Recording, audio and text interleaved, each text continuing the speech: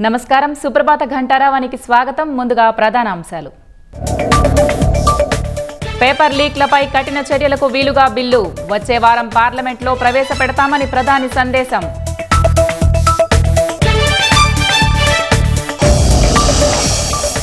విద్యార్థులపై దాడి చేసిన వారిని శిక్షించాలన్న రాహుల్, ప్రధాని మోదీ క్షమాపణలు చెప్పాలని డిమాండ్.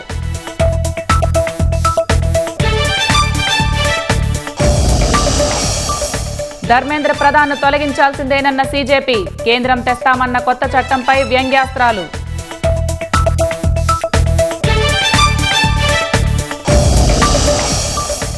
ఆమరణ నిరాహార దీక్షను విరమించిన సోనం వాంగ్చుక్, డిమాండ్లపై కేంద్రం సానుకూలతతో ఆందోళన ముగింపు.